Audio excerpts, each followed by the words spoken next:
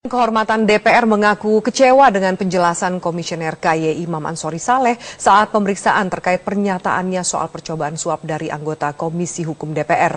BK berkesimpulan Imam telah mencemarkan institusi DPR dan akan menentukan langkah berikutnya untuk menyelesaikan persoalan korban gempa 7,7 skala Richter yang mengguncang Pakistan hari Rabu ini mulai diberangkatkan ke lokasi bencana.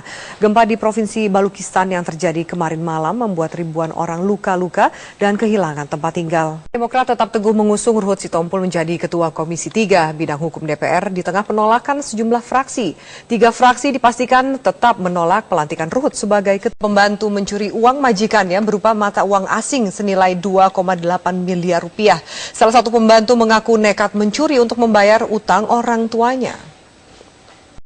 Selamat malam pemirsa, 2 rumah milik warga di Kabupaten Jeneponto ludes terbakar saat ditinggal pemiliknya untuk datang ke TPS dalam pemilihan bupati periode 2013-2019. Korban yang mendapati rumahnya ludes terbakar saat pulang dari TPS histeris berhasil mengagalkan penyeludupan sabu seberat 5 kg dengan nilai 10 miliar rupiah. Rencananya sabu itu akan dikirim ke Makassar. Produksi milik perhutani di wilayah Desa Kedung Pengaron, Kabupaten Pasuruan terbakar. Kawasan hutan jati yang berada di dekat pemukiman warga ini mulai terbakar sejak Senin malam. Bahwa jika DPT itu bermasalah, katakanlah misalnya ini mengandaikan saja ada manipulasi dari PDIP sendiri bahwa ini digunakan untuk pemenangan pihak incumbent.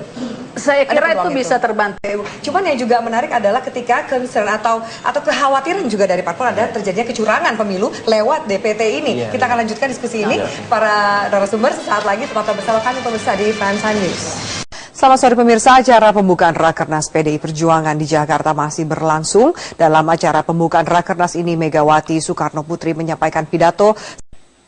Selamat malam pemirsa, Direktorat Reserse Kriminal Umum Polda Metro Jaya menggelar sejumlah senjata api dan peluru yang disita dari berbagai operasi. Selain senjata api, polisi juga menghadirkan para tersangka pemilik senjata. Pemirsa, minuman keras oplosan kembali merenggut jiwa. 4 tewas karena menenggak minuman oplosan di Pasar Minggu, Jakarta Selatan, sementara 6 lainnya masih dirawat. Selamat siang pemirsa, diduga kuat bocor pada bagian regulator, sebuah tabung gas ukuran 3 kg meledak dan menghancurkan 3 rumah kontrakan di Rawabuaya, Cengkareng, Jakarta Barat. 3 orang penghuni rumah kontrakan mengalami luka bakar.